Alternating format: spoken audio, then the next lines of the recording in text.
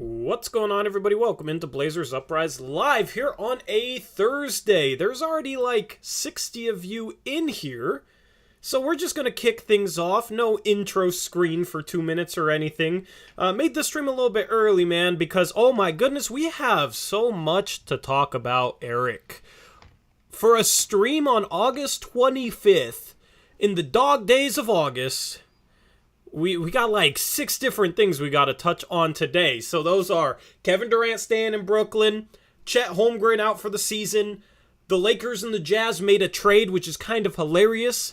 You got new jerseys leaking for the Blazers. Apparently the Celtics are interested in Justice Winslow, and apparently, Eric, you have a rumor for us that we're going to cover last just to make sure everyone sticks around. Yeah. It's one of those not surprising things, but just know that they're doing something or trying to do something. Trying to do something. Okay, roster-wise, because chat. I don't know. Yeah. I don't know what the. I'm in the dark all the time with Eric and his rumors. I'm in the same boat as you guys. So is it a roster-oriented thing? Can I have a hint? Yeah. Okay, juicy. I'm looking forward to that. But first off, before we start just jumping into all these topics we have to talk about, man, your day been good? Yeah, not too bad. It's freaking hot, but I don't know why today, but I felt way hotter in my house than normal, so just been trying to stay cool. I've been feeling all right. I don't know what happened, man. I don't know if I'm just that used to the heat or if this house is staying cooler or something, but it hasn't been too bad for me. Luckily, we're almost out of August. Things should be cooling off here soon. And yeah, me and Eric are in the same boat. If you guys don't know, we have no AC where we stream from. So it's a little bit rough. In the room I stream, I have portable, like my bedroom is fine. And like some of the rooms of my house are fine, but the room, I'm streaming in right now, is rough. So when you drop a rumor or some information, do you want it to be called an Eric bomb, or do you have a name? What do you want the people to call it? I don't want it to be called anything other than Eric likes sharing what he hears with his loyal audience. That's a really long name. I like Brant bomb. Yeah. Alliteration. Bomb is too much like I don't know. Woj has that, so I think we need a new. Yeah. Eric, chat, come up with something instead of Brant bombs. Something other than bomb, all right? Oh my goodness, we're gonna get demonetized on this stream. But come up with something else, and we'll see if we can come up with something good, chat. That is your goal for this stream. Brant boomerang. Bing bong. Brant. Big what? Bing bong. Bing bong. Oh, Brant bong. Yeah. Shout out to Hyperprime $2 dodo. He says Eric exclusive. That's some alliteration. I like it. Eric explosion. That's also like good. That one as well. Eric explosion. Anyway.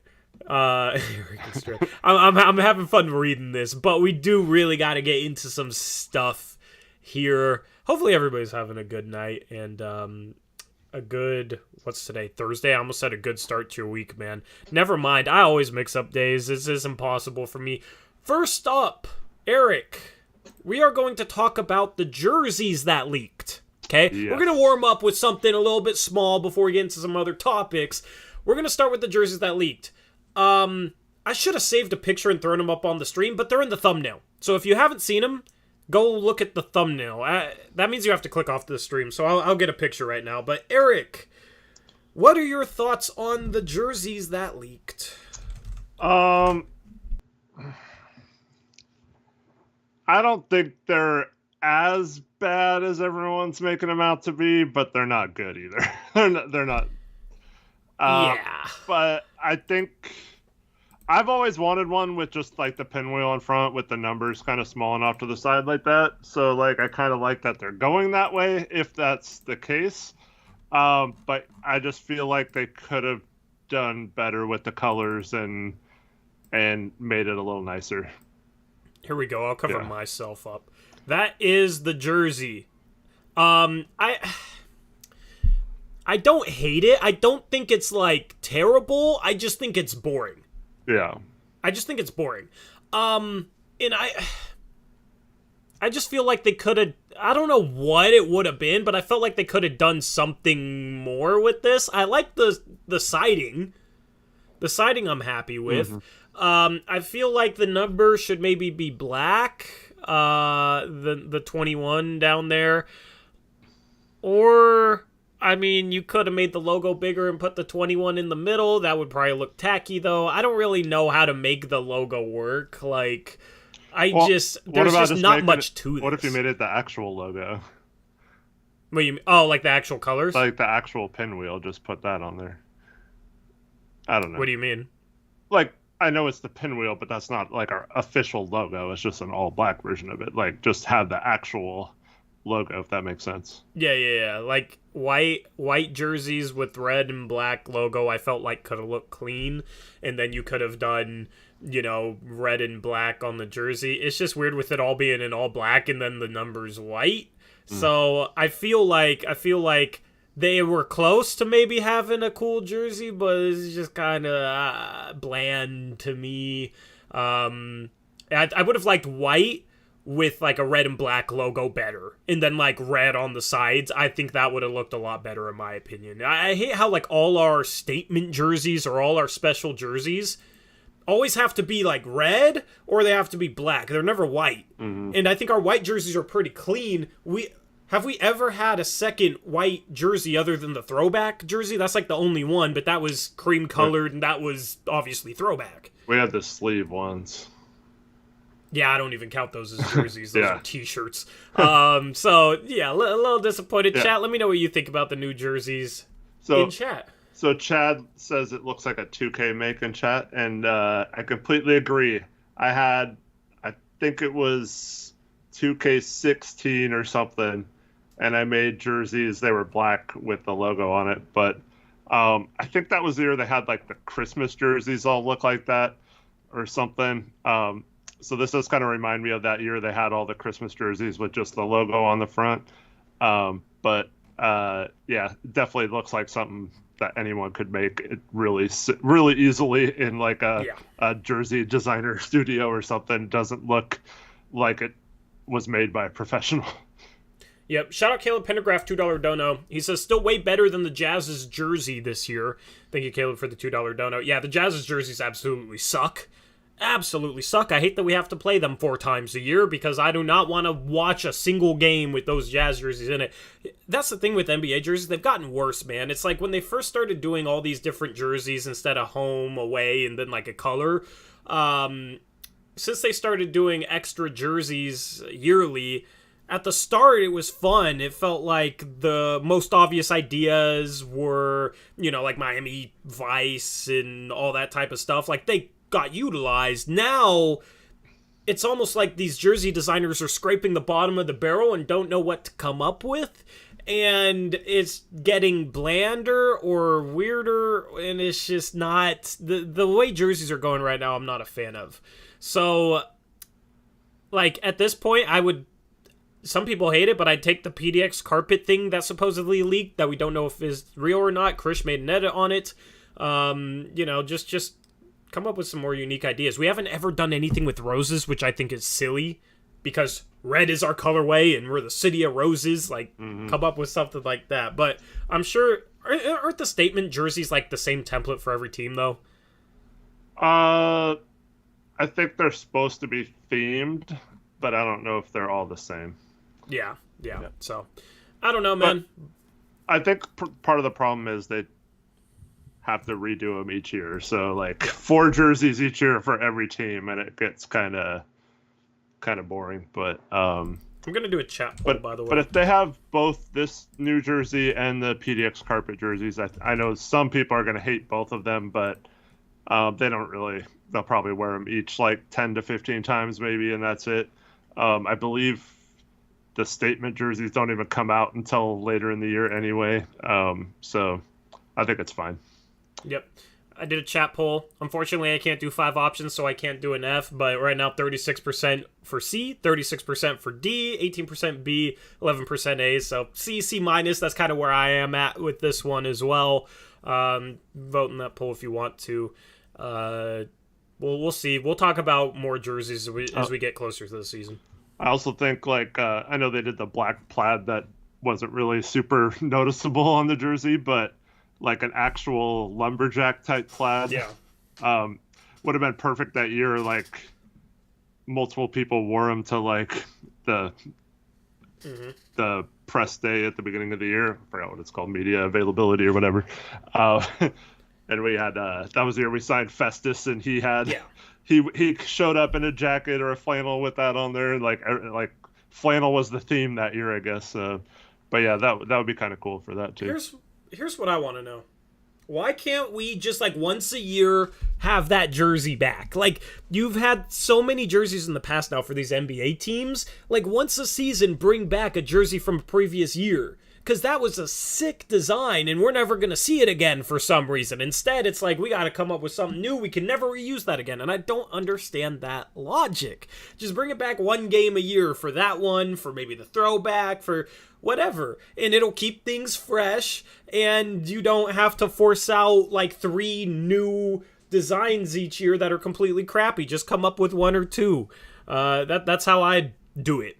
But yeah, well, I mean, I think the answer to that is they want to sell new jerseys every year, and but at some point I think people are going to stop buying them. But yeah, I think the theory behind it is every year someone, like, if you're a jersey fanatic, you'd want like the Damian Lillard and the PDX carpet and this new statement jersey, you know, and like so you could have like a, I don't know, for people who are in the league like 15 years, you could theoretically have, 60 jerseys? That's crazy.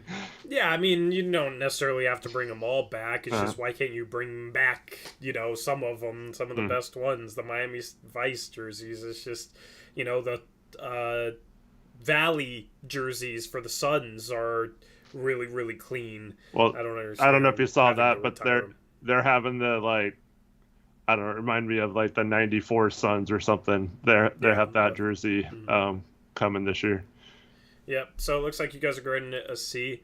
Pineapples is behind. He said Eric Elert.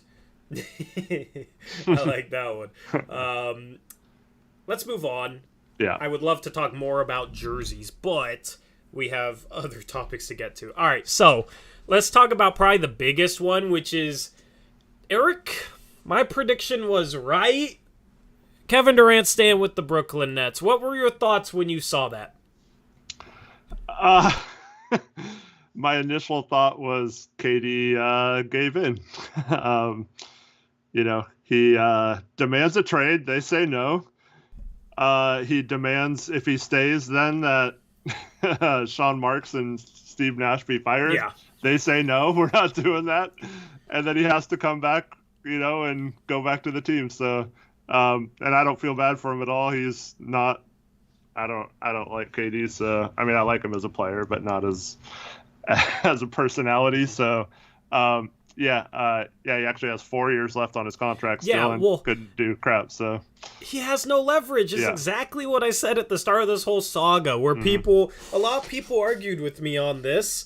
I'm not going to name any names, but a lot of people argued that Kevin Durant still has leverage and stars get what they want. At the end of the day, the stars are going to get what they want.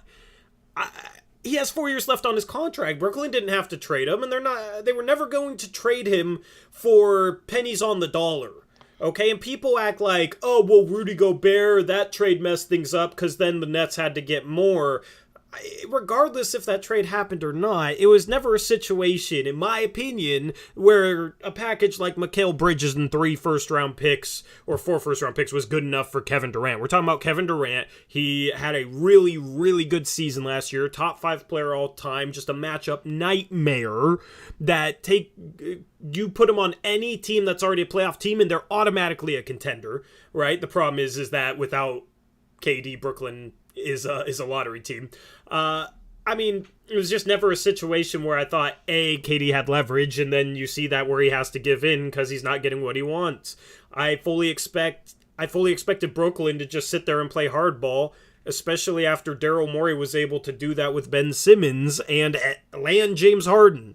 So none of this really surprised me. You had rumors and leaked information regarding Kevin Durant that seemed like it was coming from some biased sources, or sources maybe in one camp that wasn't in the other. I never read too much into that, and I always felt like people were reading too much into that. At the end of the day, I mean, nothing really made sense from a trade package standpoint for anything in return, so I am not surprised at all that he's going back to Brooklyn. It's what I was predicting almost the entire way. Well, I think the important thing for Brooklyn is they knew he wasn't going to just sit out like Ben Simmons did, right? So, I mean, KD could have threatened that, but then he comes out and says, "No, I'm not gonna retire, or I'm not gonna sit out." So, I think once he said that, Brooklyn had all the cards, like you mentioned, and why KD give into him? wasn't going to give up $44 million next season to not play. Now, I think if someone comes back to them anytime, whether it's this summer still or at the trade deadline, if they're not doing well, and they give a much closer offer to what they're expecting to get for Kevin Durant, I think they'd still probably trade him. It's possible. And that's what I predicted. I said the trade market will be better for Kevin Durant at the deadline. Portland right now, just as an example, okay, Kevin Durant's never going to end up in Portland, in my opinion. But, for example, Portland can't trade for him right now. At the deadline, you could hypothetically put a package around Anthony Simons, Shaedon Sharpe, maybe Jabari Walker's looking good as a rookie, Nasir Little if he breaks out a little bit, and then you have future first. You unprotect their first this year. Like, that's a decent young rebuilding package with a guy who looked like a star last season when he was the lead guard, Anthony Simons, and who's still 23 years old, right? Like, that's a solid package. That might be as good of any of the packages that were offered, in my opinion, but, like, they can't offer that right now. They can offer it at the deadline, and you have other teams that sign players that they can't trade right now that they could trade at the deadline. So, I mean, a perfect example of that, DeAndre Ayton for the Phoenix Suns.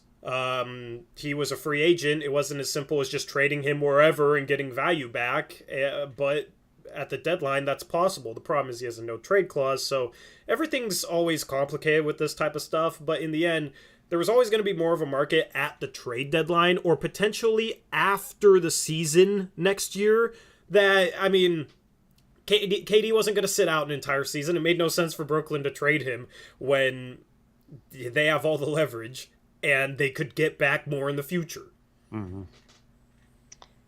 Yep, and here's the problem. So, KD being how old he is, mid-30s, teams, like, let's just say Luka became available, right? like half the teams in the league would offer whatever Dallas wanted, right? Because he's still young enough to where you can recover from that and build a contender around him eventually. But what Brooklyn seemingly wanted from teams like Devin Booker from Phoenix and Cat and Anthony Edwards from Minnesota basically meant if you traded for him and gave in to what the Nets were looking for, you wouldn't have anyone but Kevin Durant and have to build around him, and that might take a couple years after you just traded everyone and you gave up multiple picks and stuff to do so. So, like, teams weren't willing to give up their good players to get him. It was like more secondary players and role players and draft picks. And the Nets didn't seem to want to rebuild. They seemed to want to get a level player of KD or multiple players that could possibly be somewhat as productive as KD. That was the problem, is they wanted to they wanted different things, and no team that wanted KD and that KD wanted to go to, we know he'd only want to go to a team that had a chance to win a title, right? He wasn't going to want to get traded to Orlando or something, right? So, like, all the teams that are contenders right now weren't going to trade their best players for Kevin Durant. And so it just became this thing where it made no sense for the Nets to trade him. And, hey, man, kudos to them for not giving in and just trading him because he wanted to be traded and for standing up to him. And I said this, I don't know if it was last stream or the stream before, but players like KD change their mind all the freaking time. So, like, you can't really expect him to think the same way he did 3 weeks ago as he did today or whatever. So it was certainly a possibility that he could be like, oh, wait a minute, this team's looking pretty good in Brooklyn. Like, we made some good signings with T.J. Warren, and we traded for Royce O'Neal. Like, maybe we have something here, and like maybe he thought differently of the situation. And yeah, it seems like the players should be having the power still, because it's been proven multiple times, but a lot of that is in contract years, or 1.5 years before a contract is up, or there's an opt-out in a contract or something like that. I don't think KD even has an opt-out in his 4 years. So yeah, it's like there's no reason to give in to him in this situation, and they called his bluff and it worked. And I don't know if it'll work out in the long run for Brooklyn.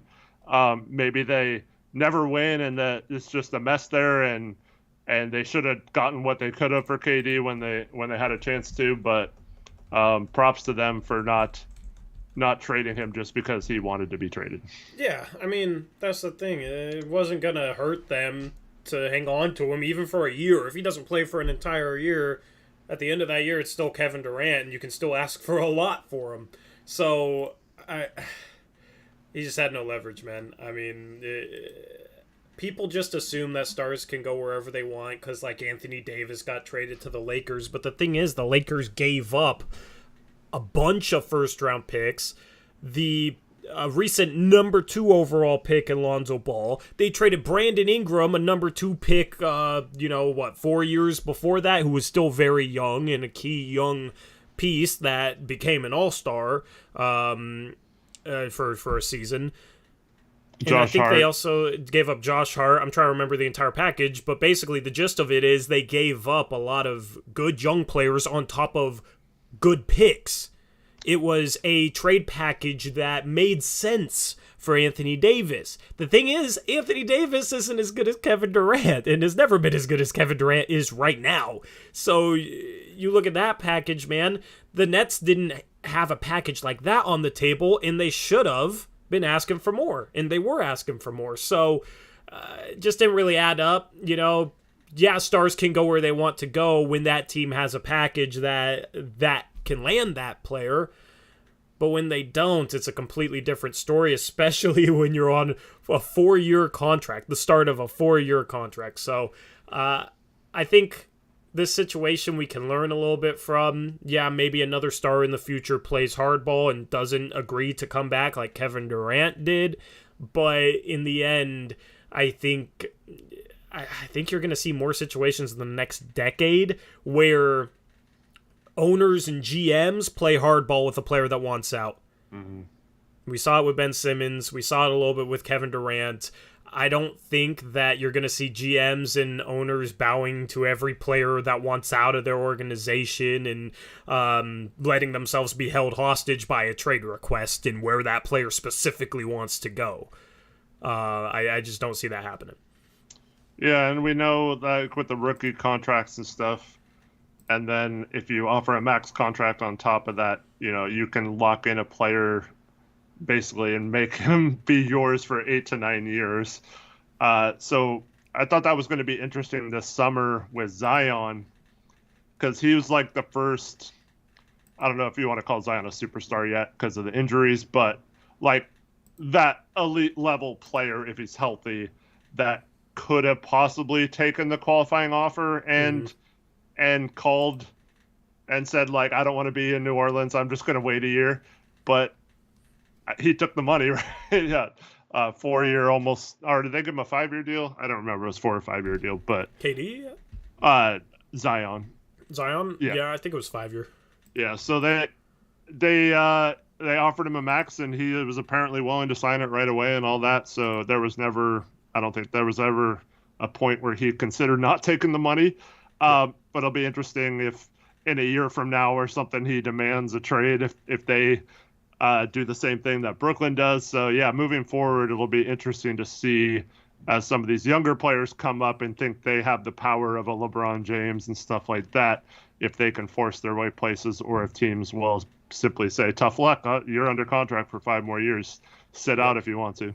It'll be interesting to see in the next CBA if owners try and do something to address how many stars have requested trades in previous years. It'll be interesting to see if they pitch something. I don't think necessarily anything would go through regarding this type of situation, but the CBA, when it needs to be, when the new CBA comes up, it's a negotiation between players and owners, and I wouldn't be shocked if the owners try and give themselves more leverage. I don't even know what they could do. We do have a stream coming up where we'll talk about what we want to see in the next CBA or what we think should be introduced, and maybe that's a topic for then. But it'll be interesting to see if something happens. Yeah, for sure. Shout out Trying to Stay plus $5 dono. Thank you. Says, I want players to have control over their careers to a point, but when the NBA product overall suffers, that's a problem too. Fans still matter, right? And yeah, that's the thing, is you have to have a balance. And I mean, what's the right balance? Who knows, man? I mean, you're probably going to find 10 different definitions if you ask that to 10 different people.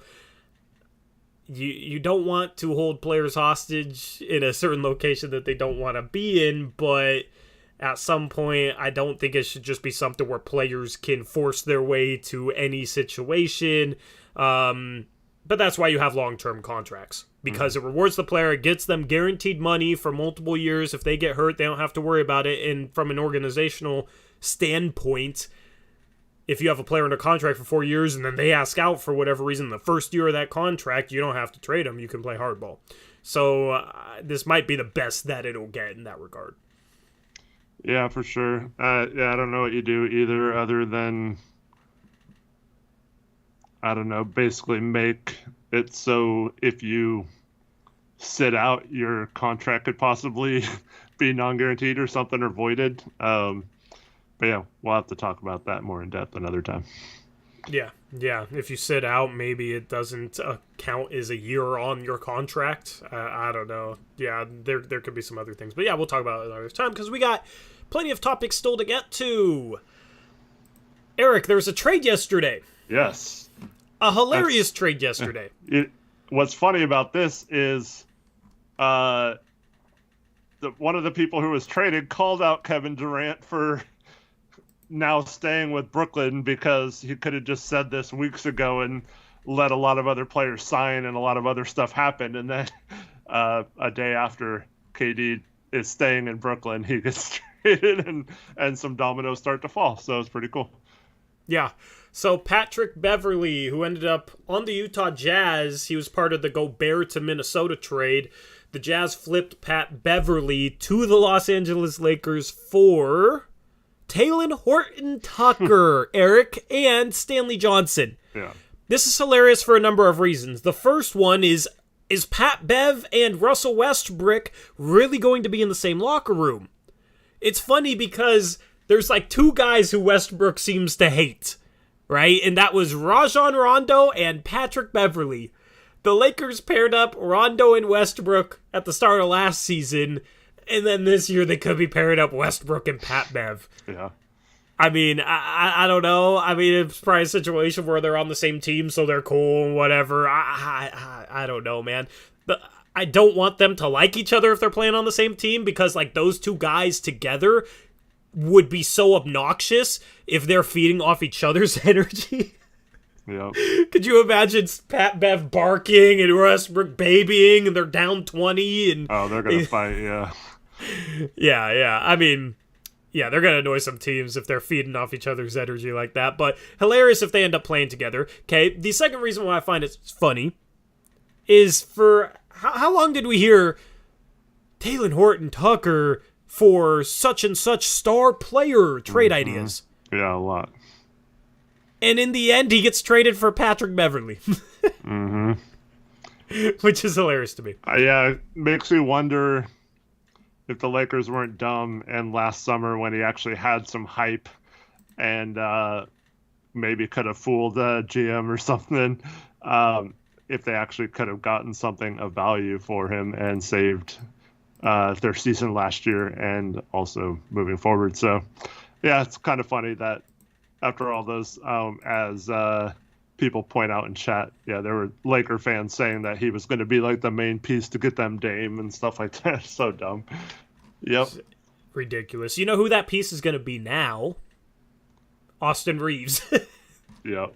Austin Reeves is going to be their main young piece now. That's like their only young piece now.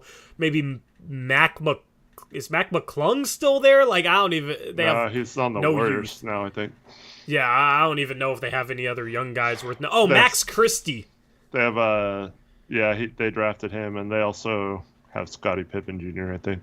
Yeah, that's the package right there. That'll get him a star now. So, this trade was funny to me for a number of reasons. I feel like... Well, let me ask you this. Do you think this trade makes it, in your mind, more or less likely that the Lakers keep Russell Westbrook going into next season? Well, considering the report this afternoon was that Russell's going to sit out and won't even report to camp, I think they pretty much have to trade him, and I think this makes it more likely that they trade him. What do you think that trade would be? I have one in my mind. I want to see if you do as well. Well, I mean, the most common one is, to this point, they apparently were willing to give up the 2027 first and a 2029 first if Kyrie was the player coming back. But in terms of Buddy Hield and Miles Turner, they were only willing to give up the 1 first instead of 2. So I think what ends up happening is the Lakers go into camp and realize that they just cannot make it work this year. And I think they give it and give both picks for those two. That's exactly what I was going to say. Yeah. I agree. I mean, that starting lineup, it's hard to say, but that starting lineup's a better fit if you have Patrick Beverley, Buddy Hield, LeBron James, Anthony Davis, and Miles Turner. Because you have more shooting out there next to AD and LeBron. You have a rim protector and a point of attack defender in Miles Turner and Pat Bev. And then Buddy Hield is like your knockdown shooter. I mean, you're getting closer to the sort of team construct that they had when they won the championship in the bubble. They got away from that last year. The problem is they still don't have a third scorer that they can rely on right now, because you can't rely on Westbrook. Yeah, he can have a 20-point game, but he's not efficient, and he's a really bad fit. If you bring in Buddy Hield, then he could be that third scorer, and he can play off the ball and is a knockdown shooter. And then Miles Turner can kind of be that fourth option. Like, you have a very clear pecking order there, and it all fits together. So if they did that trade, I'm worried that they'll do that trade. If they do that trade, I think they are absolutely a playoff team again next year. I wouldn't say they're a home court advantage team, but I think they're better than they were last year. And Bobby Marks had a thing. I haven't fact-checked this yet, but he said there was a way for them, if they didn't do that trade, or if they traded Westbrook for expirings, to possibly have $35 million in cap space next summer. I don't even want to think about that. It makes me want to. So I mean, that might be something that prevents them from doing a Miles Turner and Buddy Hield type of trade, just to make sure they don't. Although I think Turner is a free agent. I think Buddy Hield has more than 1 year. I might be wrong though. Yeah. I don't even want to think about the Lakers having cap space, man. But here's the thing. LeBron's a year older. He's 37 years old. At some point, he's going to have some serious decline. Anthony Davis hasn't proven that he can consistently stay healthy, and he looks like he's maybe losing a step, but those injuries add up.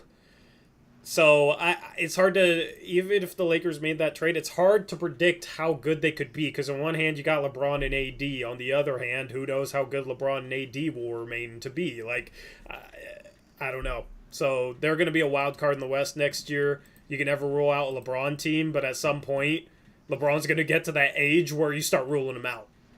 Like, he can't lead a team like that. Like, he needs another superstar or very high caliber all-star player. The problem is I don't think Anthony Davis is a superstar anymore. So it'll be interesting to pay attention. They'll have a chip on their shoulder. They're going to be problematic probably, but I don't know how good.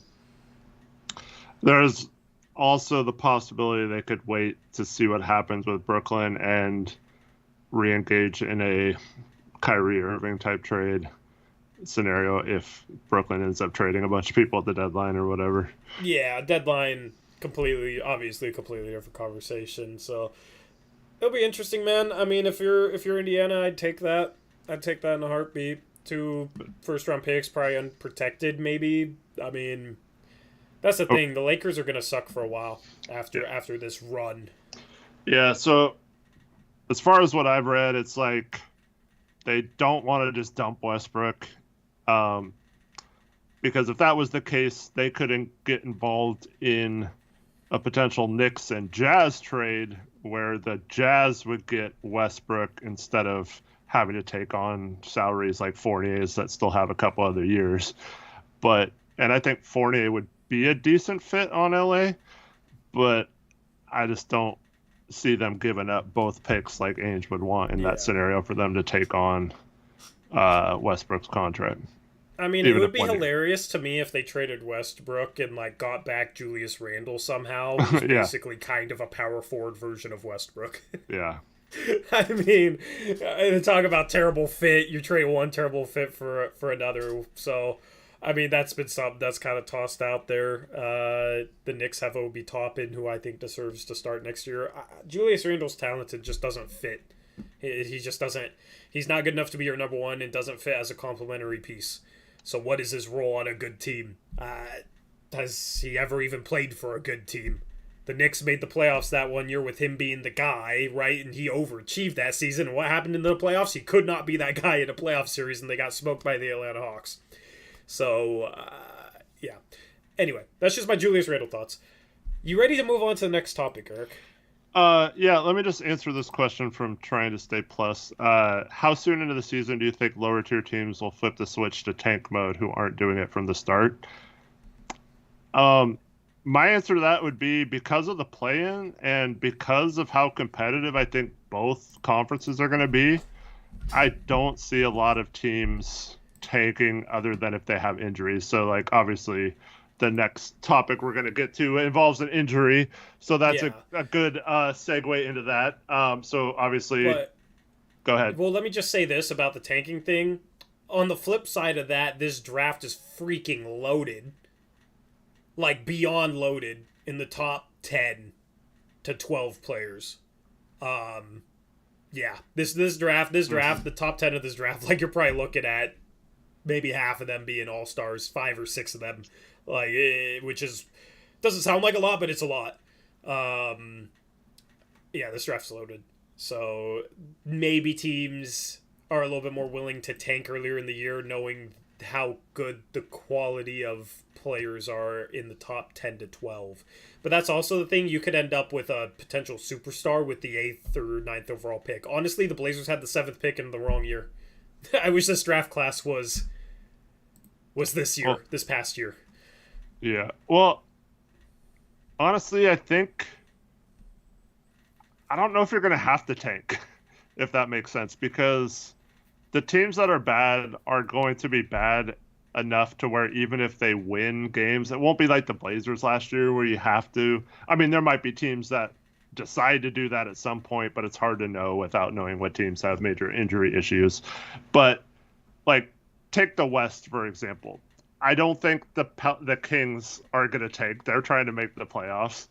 And then the 10 teams above them, Denver, Minnesota, Utah, or Golden State, both LA teams, Phoenix, Dallas, Memphis, New Orleans. None of those teams are going to tank unless they have injuries. So that leaves 4 teams: the Rockets, Spurs, Jazz, if they trade Mitchell, and Thunder. So that's 4 teams that are going to be fighting most likely for those bottom spots. Like, once again, assuming a trade for the Jazz. So those teams are going to be at the bottom of the standings in the West, whether they're tanking or not. There's no chance any of those teams are going to move up, in my opinion. So, like, they don't even have to, like, actively tank in my mind. I mean, there might be some 1, 2, 3 type tanking, but we know the top 3 spots all have the same odds, so does it really matter that much if you're tanking? And then in the East, even teams like Detroit, Orlando, Washington, that might not be great this year, I think they're going to still, like, if they're, like, somewhat in the range of the play-in game, I don't think they're going to actively tank. I think they would love for their young teams to make a run at the play-in or the playoffs or whatever. So I don't know if there's going to be, like, it's going to be really interesting because, like you said, the incentive for tanking this year seems to be the most it's ever been. So I think it'll be more like teams like the Blazers last year where they just realize that it's not their year, and then maybe don't win as many games or don't, sit out their star with an injury longer than he should have. But I don't know if a team's just going to get off to a bad start and necessarily just pull the plug like 20 games in or not. I will say this, and this is a segue.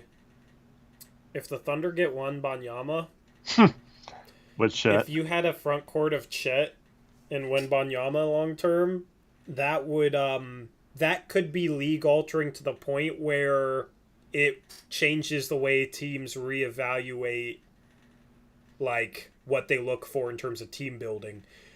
Since three-pointers have become so prevalent, like teams have gone smaller and three-point heavy, like Steph Curry kind of changed the game. The way the Warriors played changed the game.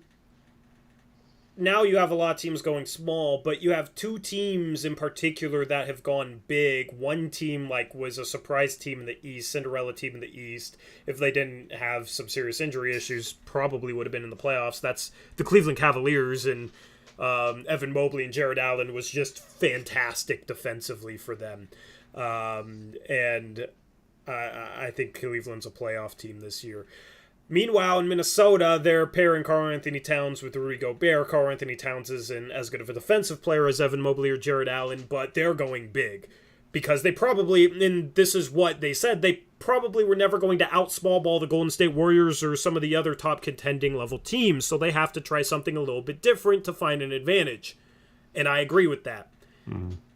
But if you have Wembanyama, who's 7'5" and can handle the ball like a guard, move like a guard, and Chet Holmgren, who's 7'1", and can handle the ball and can move like a guard, and both of them can guard on the perimeter and are really elite rim protectors, I mean, I don't know how you deal with that. Because both those guys can shoot, that could be league altering. Obviously, It depends on both those guys being healthy, which is the segue, but, I mean, having that in our division, it would be fascinating to see. I would hate that it's a team like the Thunder in our division, but that would be fascinating to watch long term. Yep. And so for those that don't know, the segue is that Chet Holmgren is out for the year. He has a Lisfranc injury in his foot. Mm-hmm. Are you ready for me to rant soon? Keep going, because I'm going to take it over and rant for a while. I'll leave it up to you. Just want to know that, we knew this was going to happen if he ever got injured. It kind of sucks that he got injured, but this is his first major injury of his career. And it's not like he's been injured all through. It's not like Greg Oden, who was hurt before, and you're taking a risk on him, and then he's hurt again. This is a guy who had never been injured and suffered just an unlucky, someone stepped on his foot and broke something. And the injury itself has nothing to do with weight. That's what I was good. Yeah. So I'll let you rant. So just go ahead. But it's just kind of a shame that people are saying "I told you so" and think they know that this is for sure going to be what defines him in his career. I mean, it's disgusting to me to see people on Twitter, especially with platforms, man, and even some people I respect, but there's some people that seemingly are happy about this because it confirms that they were right in saying he was going to be injury prone and couldn't hold up to the rigors of the NBA. There's some people that honestly seem like they take some happiness in the fact that Chet Holmgren got injured and is out for the season, which is just, I mean, nobody's outright saying, "Oh, I'm happy about this," so I can't even speak too much about it, but it's frustrating. Even if I wasn't a big Chet Holmgren fan, it's frustrating seeing that. If that happens next year with Victor Wembanyama and people are saying the same thing, then, he gets hurt due to an injury that's not because of how skinny he is, and then people are using that to say, yeah, see, I was right, and they're taking joy in that almost, then I would be saying the same exact stuff. It's just weird, man. I do not like that in regards to anyone, okay? But it's freaking ridiculous to me. This injury is not due to skinniness. It's a foot injury. It's a impact, like, force injury. He fractured his foot, basically, okay? This type of injury is usually more common in heavier players and big men, like guys that are taller. Okay, so yeah, height has something to do with it, but think about it. It's an impact injury to your foot. If you have more weight coming down on a play onto your foot at a weird angle, it's more likely to result in this type of injury. So it's actually the opposite. People say, oh, he's skinny, he's not going to hold up, he's going to get injured, and then this injury happens, and there's some confirmation bias, and they're saying, see, I'm right. But this type of injury is, like, it's not due to him being skinny. If anything, him being skinny would lower the odds of this type of injury happening. Guess what? It still happened. It still happened. But it's not anything to do with his frame or his lack of muscle. It's his freaking foot. So that pisses me off that there's some confirmation bias here where, see, he got hurt, look at this injury, and it's not due to anything they've said about his frame or lack of muscle or this or that. That's what really, that really frustrates me too, man. So now he's out for the year, which sucks.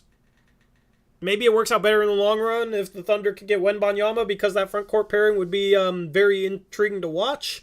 Well, I mean, there's a lot of players like the Thompson twins or Scoot, or there's a lot of players that they could end up getting now. Oh, absolutely, absolutely. They'll probably get one of those players. I just, that pairing, just those two guys together would be interesting. But you know what's funny, man, is all the people saying, yeah, see, told you about Chet. I've seen some people saying, I told you so about Chet, but then saying that the Thunder should tank for Wembanyama.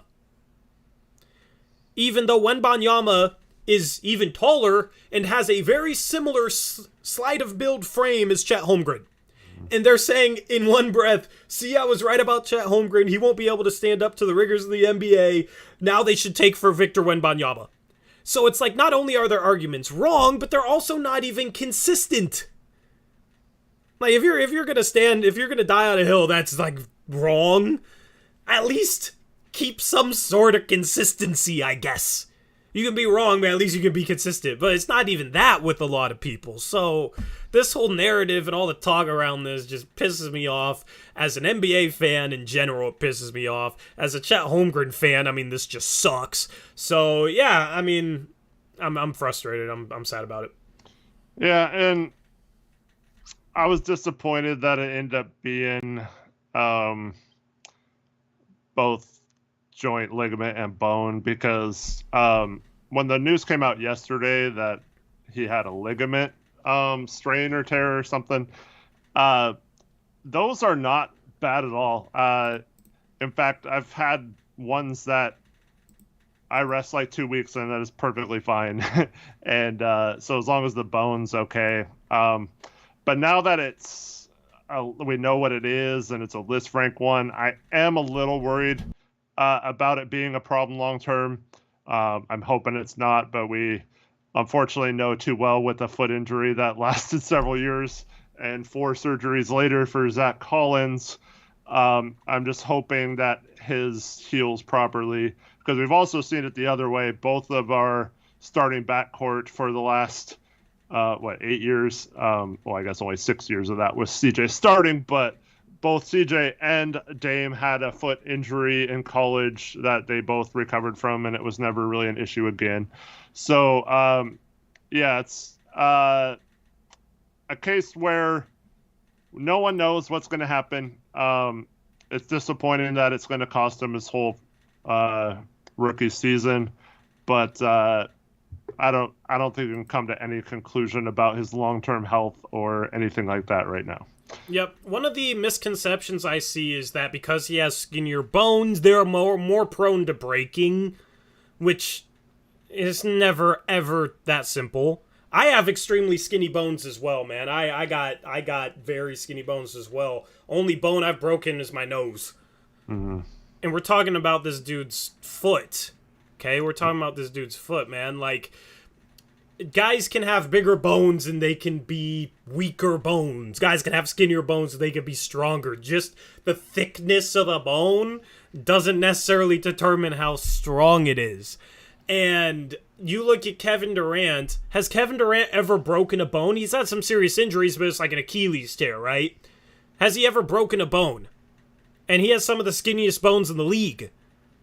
Anthony Davis put on a lot of weight, but he has some of the skinniest bones in the league. Now, he has been injury prone, but it's like knee ligaments and stuff. It's not bones. Yusuf Nurkic has some of the thickest bones in the league. He broke his leg. And then he, like, fractured his wrist. And he also had another leg fracture before he broke his leg. And he has thick bones. There is very, like, I don't see the correlation that people come up with this.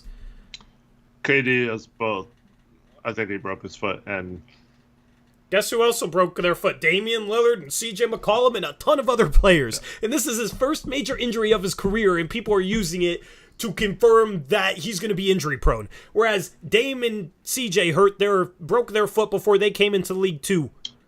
Well, another thing is Liz Frank injury is very common in football players, and that's not a skinny thing either. Yeah, so it's just people want to confirm whatever opinions they have, and they're going to use this to confirm that, and it just frustrates me, man. It just frustrates me, because instead of being like, man, that sucks for him, feel bad for him, this sucks as an NBA fan, instead of, that, it's, see, I was right. He's hurt. Aren't you happy that Portland didn't draft him? Blah, blah, blah, blah, blah, blah, blah. And it pisses me off. So you can tell me to relax and chat, but no, that bugs me. And I'm not going to sit here and pretend like it doesn't bug me. I'll let you guys know when something bugs me, all right? That bugs me. Well, I mean, as much as I would like to have Chet on this team, I'm glad we're not having to deal with that part of his injury. I mean, Shane Sharp tore his labrum. I know, it's right? Just yeah, the whole. Yep.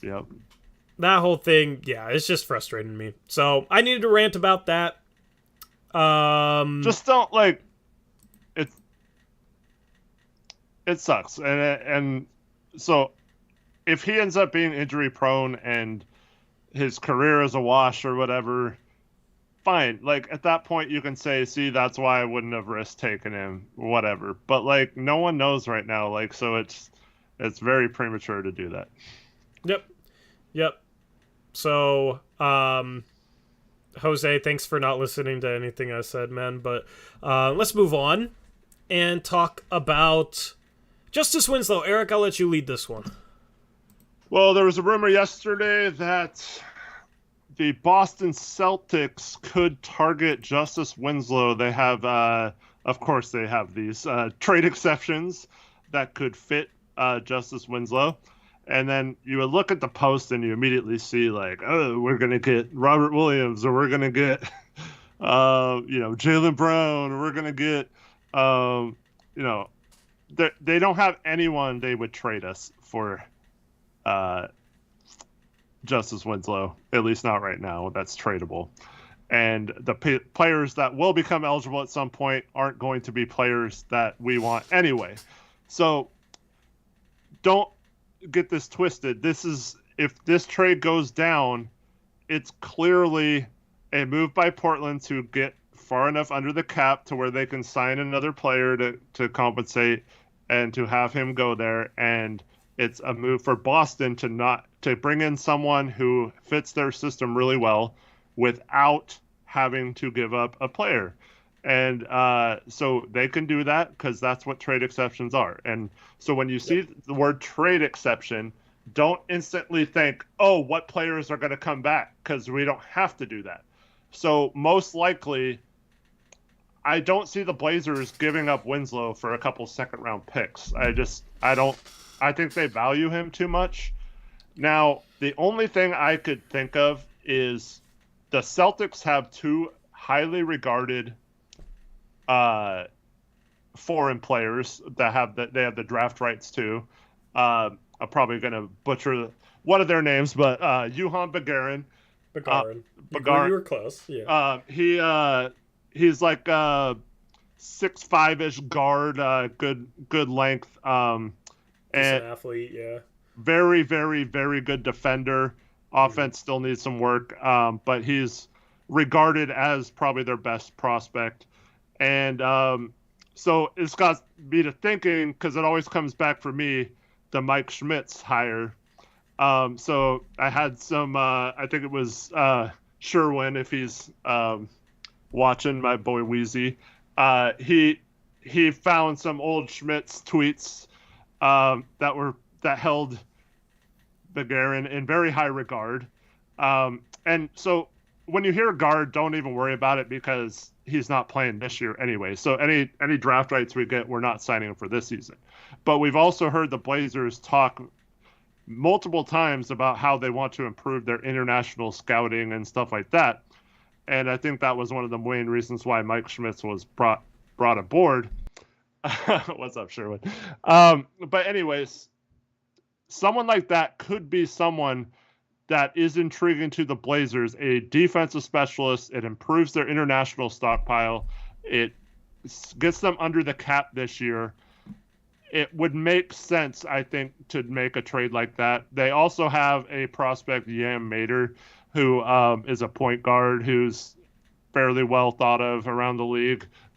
So he could also be involved. Maybe you get both of them.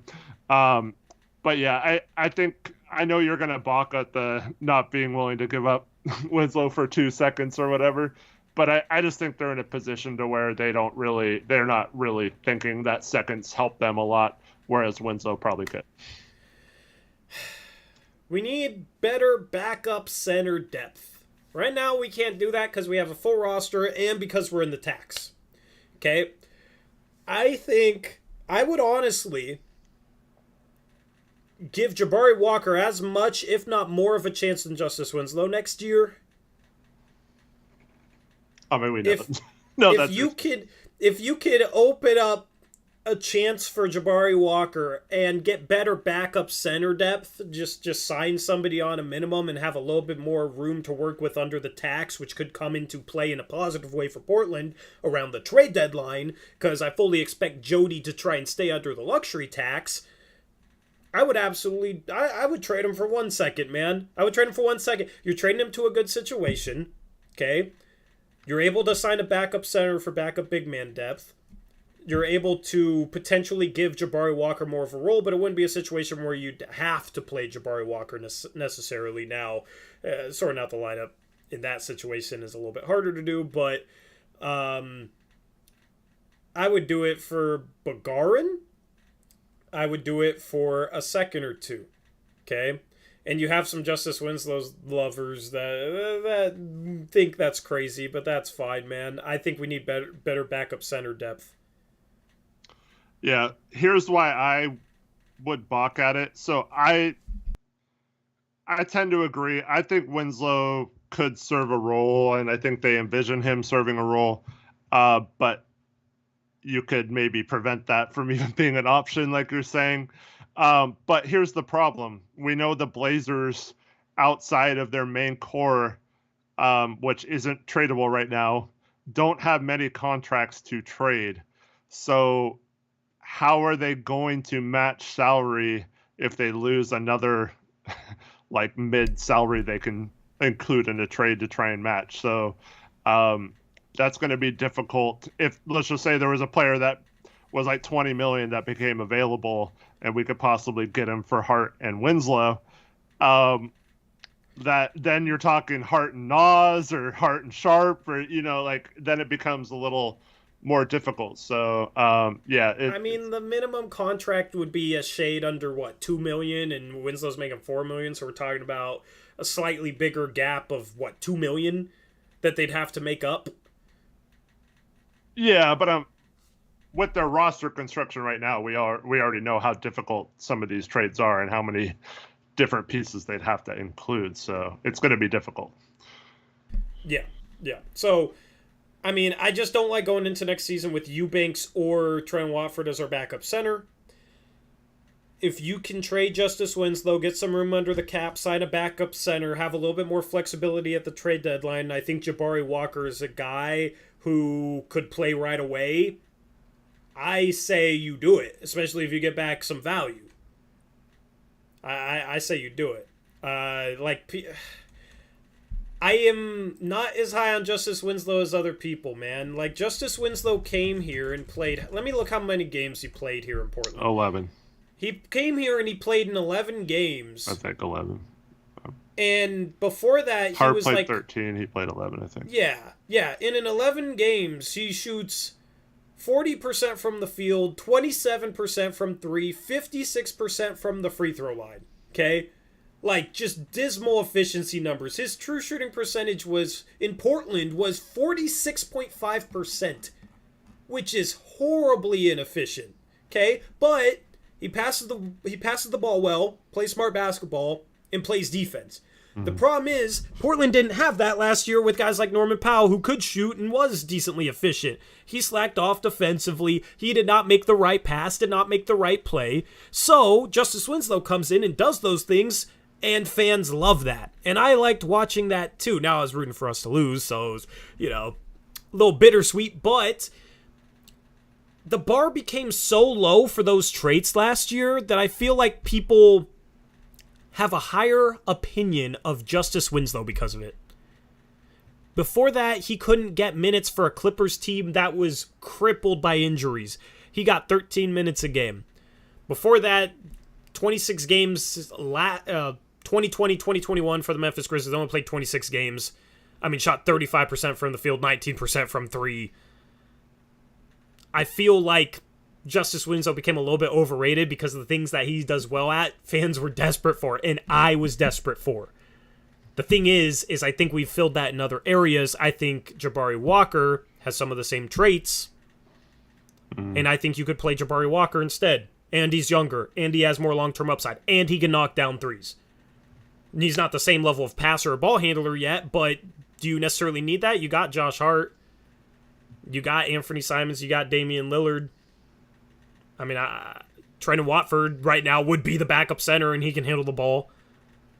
I'd rather just trade him and go for some backup center depth and have the flexibility and get back a couple of small assets. Mm-hmm. I hear what you're saying, but I think from their point of view, they view it as you can never have enough of those kind of defensive guys. And they obviously went very far into that pool, right, this summer to acquire as many of those type of players as possible. So I think you can always find somewhat of a role. I don't know if you can find a ton of minutes, but I think those guys are always useful to have on the bench. So I wouldn't have a huge problem with it if they couldn't get more than a second or something for him, or just salary relief. But yeah, I think overall I'm kind of indifferent on it. Like I'm cool with it if they get some prospects. Like I said, the draft right guys, and I'm also cool with it if they decide it's not worth it. I don't really have a problem with Winslow until he becomes a problem if he's not playing, and in which case it might be too late to get rid of him. But hopefully those kind of deals like what the Celtics are offering are on the table through the trade deadline if he becomes a problem. Yep. Justice Winslow only played, 7 games with Hart and Nurkic, maybe even less. The chemistry looked good. He played off Nurk well. That was a big part of it. They had a really nice thing going, seemed to mesh on the floor, and seemed to find each other a lot off cuts and stuff. So I think that was looking nice, but you don't know how. I think it'd be the same way with Jabari, man. I think it'd be the same way with Jabari. If we didn't draft Jabari, then I would be singing a slightly different tune right now. Mm-hmm. But Jabari can shoot threes. Looked good defensively in Summer League. Yes, he's a bit of an unknown and it's a little bit risky, but the downside is what? You're playing him instead of Justice Winslow? Is that downside really that much of a negative? Mm-hmm. For what? 10 minutes a game? And maybe you have a better backup center to help make up for whatever potential downside there is, and the upside's a lot higher and he spaces the floor better? I'm a believer in Jabari, man. Everything he showed me in Summer League was kind of like my best hope for him going into Summer League. He's a smart player. He knows how to play the game. He rebounds. He can protect the rim a little bit. He can defend on the perimeter. He can knock down threes. And he can play off guys. And in Summer League, he was making cuts. Imagine him playing off Nurkic or him playing next to Dame. That's what I want to see. Yeah. So if people think I'm overrating Jabari, that's fine. I think some people overrate Winslow. We're not going to have the same opinion on players. Mm-hmm. So some people are asking, I think your answer would probably be Lamarcus Aldridge, but who, if we did make this trade and signed a backup big, would it still be Lamarcus, or have you thought of someone else? I mean, at this point, it would be Lamarcus Aldridge. Lamarcus Aldridge was solid last season, man. Like, I know he's up there in age, and it's questionable how much he'll decline this year. But last year, he played 22 minutes a game, averaged 13 points efficiently. 58% from 2, 30% from 3, which was a step back from 3, but true shooting percentage was 60%. Mm-hmm. That's 13 points in 22 minutes. For anybody who cares about per 36, that's 21 points per 36. And he still okay rebounder. He's kind of regressed a little bit, but we're talking about backup center spot. And maybe it's a situation where he wouldn't even play every night. Maybe some teams you'd want to play Watford against. Maybe some teams you'd want to play Eubanks against for whatever reason. But talent-wise, he would be a more talented, proven NBA backup center than either Eubanks or Watford for me. He's also a bigger center, and I think he's a better rim protector than both those guys. Now, he's worse defending out on the perimeter than all those guys, so style of play matters, but I mean, that's who I'd take a look at.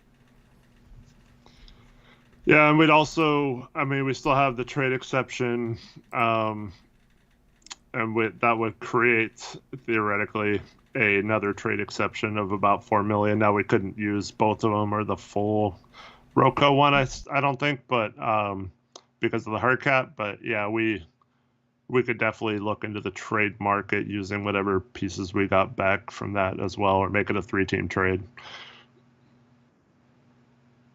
Yeah. Chris, I don't know who said Eubanks over Nurk, but I would absolutely disagree with that. We're just talking about backup center. It was busy blazing. Yeah, no, Eubanks not over Nurk, man. Come on now.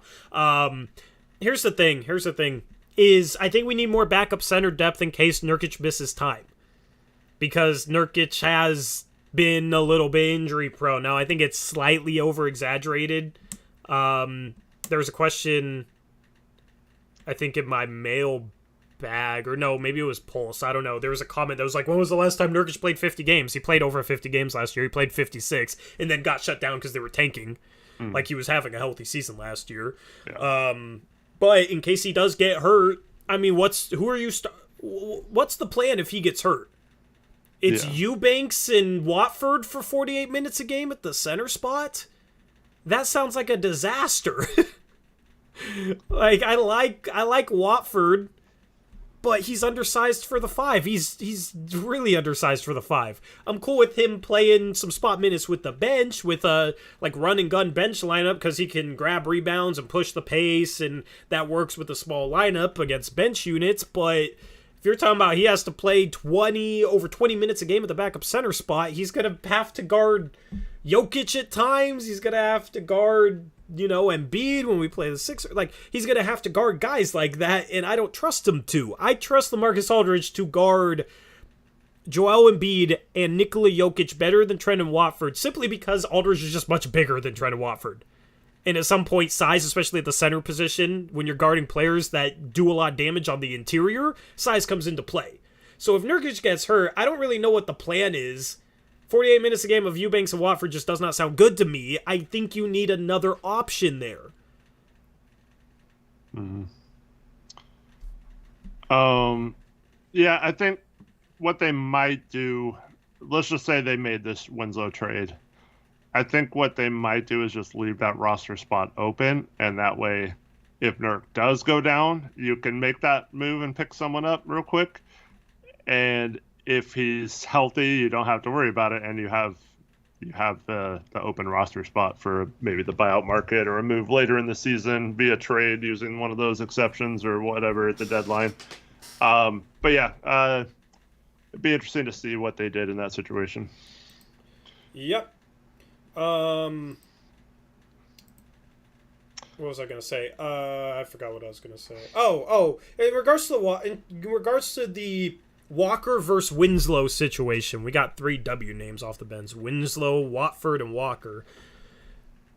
You got Gary Payton II off the bench.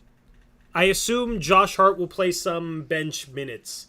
Maybe either Josh Hart or Nasir Little. So your bench lineup looks like potentially Eubanks at the backup center or Watford. Okay. You got Gary Payton out there, and then you got one of Hart and Nasir Little. None of those guys have proven to be above average NBA three-point shooters. If anything, like their career averages are all below average from 3. Mm-hmm.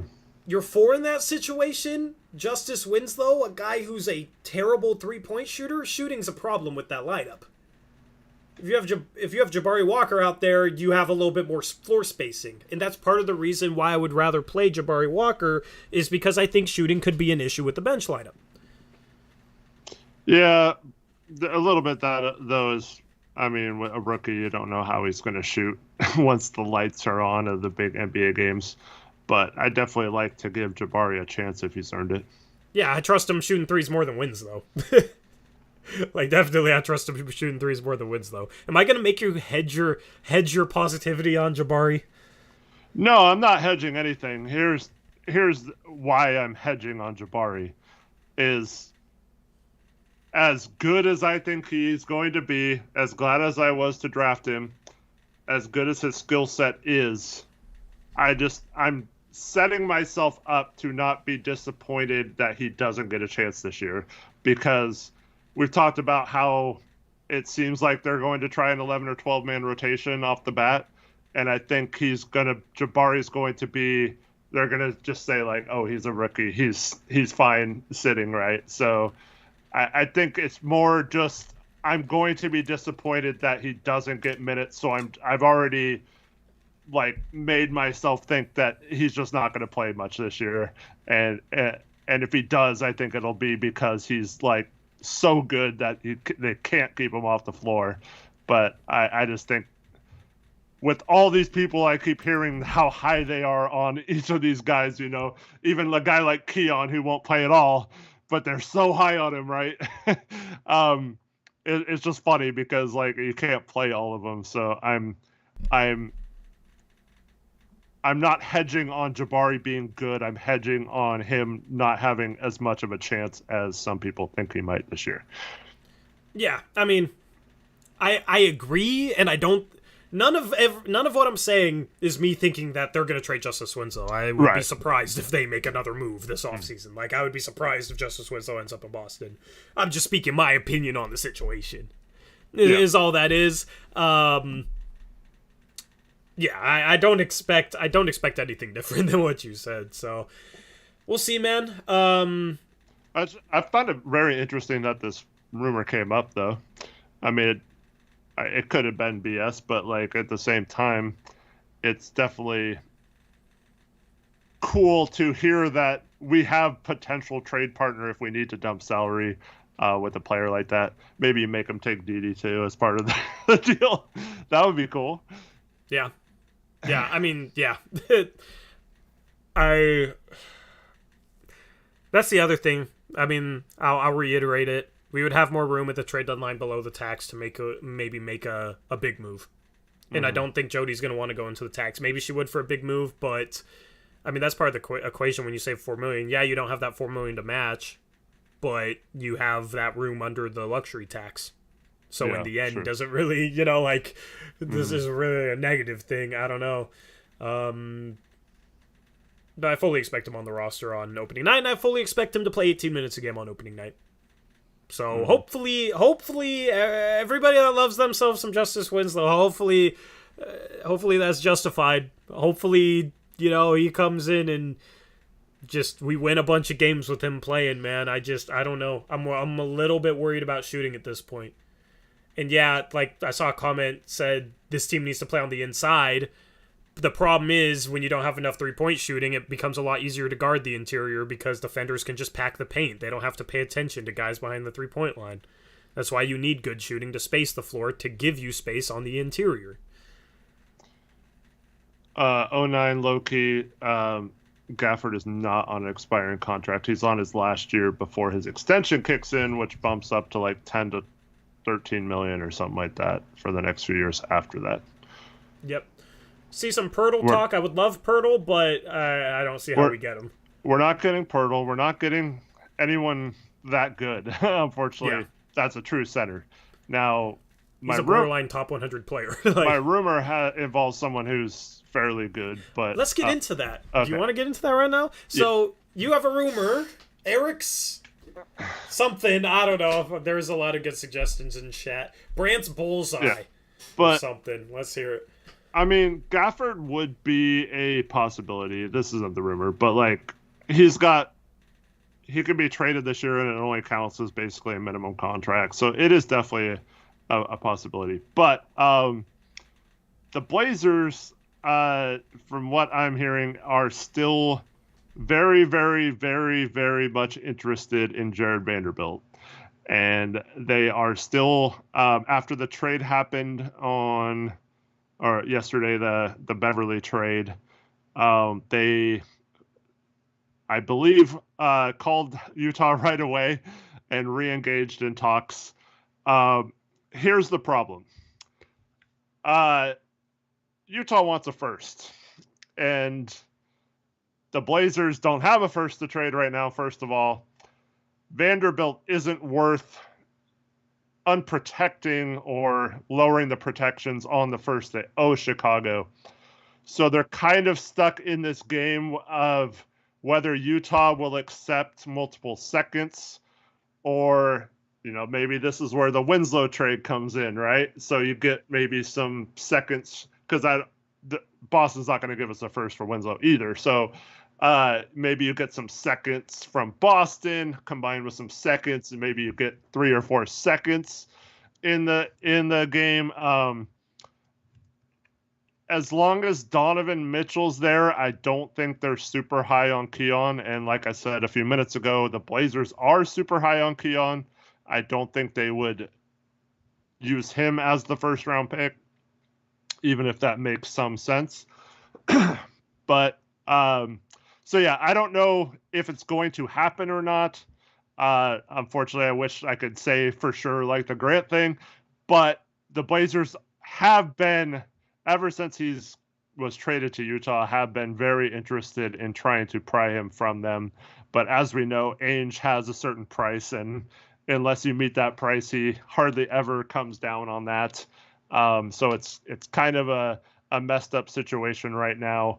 Whereas I don't know how he feels about some of those guys. I believe Bagarin was right after he left Boston. And I believe Mater was his pick the year before. Mm-hmm. So maybe, that intrigues him a little bit, getting one of those guys. Maybe he doesn't care about that at all anymore. So maybe there's some sort of deal to be made there. But I think they're still stuck in, hey, we really, really want Vanderbilt, and the Blazers want him badly, but they unfortunately cannot come to a deal because of Portland not being willing to unprotect that other pick. I mean, yeah, Vanderbilt isn't good enough for an unprotected first or even a protected first at this point. High second is, like a couple high seconds, I think, is his range. The thing is, dude, Vanderbilt would be the perfect backup center for the bench unit with the style we want to play. Now, the only reason why, the only way you could have a better fit for a backup center is if you had a Jared Vanderbilt that could shoot, but those guys aren't ever going to be available for cheap, right? Vanderbilt's undersized for the backup 5, but can make up for it. And when you're talking about a bench unit, you can get away with it more. He's having to guard. Who's the Nuggets backup center? DeAndre Jordan. You can get away with putting Jared Vanderbilt on DeAndre Jordan, right? You can't get away with putting Jared Vanderbilt on Nikola Jokic. He just doesn't have the size to be able to compete in that situation. The bench unit, I think, is going to play insanely fast, insanely aggressive, going to trap everything and just try and force a bunch of turnovers, right? And then if they have to play in the half court, you have Anthony Simons and maybe you have Josh Hart out there on the court to be able to, run some pick and rolls, kind of run things, facilitate, and create shots for themselves and create offense. Jared Vanderbilt is a perfect fit for a backup 5 because he's extremely agile, extremely quick for his size. He plays passing lanes well. I mean, I'm just imagining, like, you got Gary Payton and Jared Vanderbilt in some pick and rolls against bench lineups, and they're trapping that. I mean, that seems like a nightmare for an opposing team. You would basically complete that bench lineup with another agile, athletic, defensive player, but he actually has some size. He's listed at 6'9". So Vanderbilt would be perfect. I mean, I would be interested in him too. The problem is I mean, you said what? They're not playing. They don't want to give up Keon for him, or Utah doesn't want Keon. Which one was it? It's a little of both. So Utah doesn't really value Keon, especially as long as Donovan Mitchell's there, and Portland is very high on him and values him like a first. So yeah. If Portland wouldn't give up Keon for Vanderbilt, that'd be kind of questionable to me with all the guards they have and how good of a fit Vanderbilt would be. And Vanderbilt's still 23 years old. I thought you were about to say something. Well, I mean, it does. You immediately dismiss his shooting while Winslow. I mean, I know it's I mean, you're not going to have a backup center that can shoot. Right. Otherwise, you're going to have Eubanks or Watford. Yeah. So yeah, I mean, that could change if they trade Mitchell. Maybe they value someone like Keon a little more, who could then get some minutes and develop there. Yeah. So. Yeah, it's just tough because, like Almax says, age is just such a tough guy to negotiate with. And I know Vanderbilt's been coveted by a lot of teams. So here's the thing about him, though. He's not the missing piece for a championship contention or whatever. But on this particular roster, he pretty much is the missing thing that they still need, right? A backup 4-5 who can switch on to quicker players and play defense like that. That's still something on this roster we don't really have. Yeah. And let me just say this to that point. If we're still coached by Terry Stotts and still running drop scheme all the time, then I wouldn't be anywhere near as high. But right. I think for the way that it seems like Chauncey wants to play next year, that's why I like the thought of Vanderbilt. And one of the reasons why Minnesota was willing to give him up was he did bog down their offense a lot last year. I believe he's a terrible free throw shooter, if I'm not mistaken, without looking. He shot 66% from the free throw line last year. I guess that's not terrible for a 4-5. Hopefully that improves a little bit. But yeah, small sample size. He shot, let me see here. He shot 86 for 131 on the season. Yeah, so just getting, I don't know. I think if it's not Vanderbilt or someone that plays that particular role, I don't think they're really looking to change the roster that much. But Vanderbilt, you would think with his contract, he just got traded. His role on this team, it's seemingly a good fit. It just, unfortunately, he got traded to a place where it's very tough to pull off a trade with that guy without getting fleeced. So, yeah, we'll see what they do. And another team might give in. A team like, say, Brooklyn, who is now maybe going for it, that you might have thought was rebuilding, or you never know what's going to happen with injuries and things like that. So. I know they're trying it. If it's not Vanderbilt, I don't think there's many players they're pursuing right now, but I just know that they do want him and are talking about him. The only way we get Jared Vanderbilt is if we give up Keon Johnson. Like that.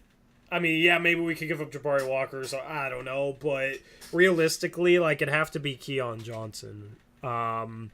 And if Ainge isn't high on Keon Johnson, then it'd have to be Keon Johnson to a third team that might be willing to give up a first or a very, very high caliber second round pick, and then maybe we throw in one of our own, and that's like good enough for Ainge. I don't know. But I don't see how it happens without it being Keon Johnson. I would not be down to trade Jabari Walker for him at this point. I'm not saying that Jabari is better than Keon. It's just more Keon's a guard, and we have a million guards. Mm-hmm. So I just don't see any other way that it would happen without trading Keon potentially to a third team. Yeah. Yeah, and like I said, I think they're trying to do it without trading him. So, yeah. But, yeah. I don't know how. Yeah. Yep, it's tough. But yeah, that's just a little nugget I heard that I thought I'd share with you guys. Yeah. I mean, that's the type of player that fits kind of the MO. Not really worrying too much about size and going after athletic, really good defensive players. I mean, the Blazers are going to play a style of basketball next season that we haven't seen. I don't know in how long, Eric. I don't know, like, the style of basketball we're going to play with next year. I don't know if I've ever seen it in a Blazer team before. We had Brandon Roy, like, ISO offense, like, kind of, the pace of the game was a lot slower. Then Terry Stotts, it was always some conservative defensive scheme. I think we're going to be so aggressive. That's going to be fun to watch. Mm-hmm. Even if it doesn't work, if we're forcing some turnovers and then getting burnt on other possessions, it'll be more fun to watch than, we're just going to sit back and play conservative and let every team crush us to death. Like, at least we're going out there trying something and playing aggressive. So Vanderbilt would be fun because he fits that. We still would only have one, like, legitimately sized center in the lineup or on the roster, and that's Yusuf Nurkic.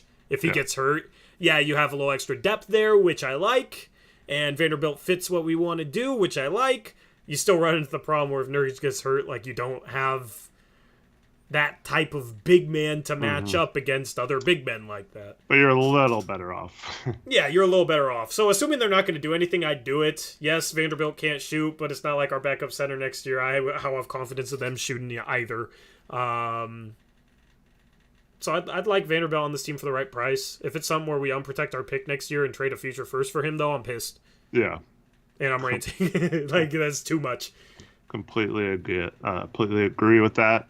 And then for everyone, like, why don't we trade Winslow and Dede for Vanderbilt? So I don't know if you guys were paying attention earlier, but Winslow, outside of a team like Boston with a trade exception that could get him for a second or rights to a foreign player that won't play for a while, those kind of deals might be out there, but they're not going to get a Jakob Poeltl or a Jared Vanderbilt or something like that. You're not going to get those kind of players for Winslow, especially from a team like Utah, who's looking to dump salary, or not dump salary, but potentially be very bad if they pull off the Knicks trade or whatever Mitchell trade they end up going with. They're not going to want players like Justice Winslow on that team. Yep. Busy Blazes says Jared Vanderbilt played 4% of his minutes at center last year. If you're going off Basketball Reference for that, that's very inaccurate. He played a lot next to Karl-Anthony Towns, Karl-Anthony Towns kind of a perimeter player offensively. Vanderbilt's undersized for the 5, but I mean the Blazers are going to go small with the bench lineup next year. There's no doubt about that. You're going to possibly have Wofford as your backup 5, Justice Winslow, who's like 6'5", as your backup 4, like Gary Payton the second or Josh Hart as your backup 3, and then the other one at the shooting guard position. They're going small. And what I've always said about going small, you have to play aggressive on the perimeter, you have to be quick, you have to be athletic, you have to play in passing lanes, you have to rotate properly, and rotate quickly.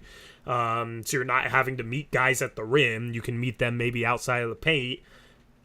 That's the style of play they're going to go with. They're going to try and force a bunch of turnovers and play to their strengths as a small team. Jared Vanderbilt would be a small center, but would help them play to their strengths as a small team. The bench lineup's going to be small no matter what. Mm-hmm. So, it's all about what fits into style of play. The thing is this is a new conversation for Blazer fans because in previous years, the style of play offensively was Dame and CJ do everything. We're last in the league in assists. We're last in the league in passes, and then defensively we're just going to run drop scheme no matter what, no matter who we have in. So there was never a conversation about how do guys fit our style of play.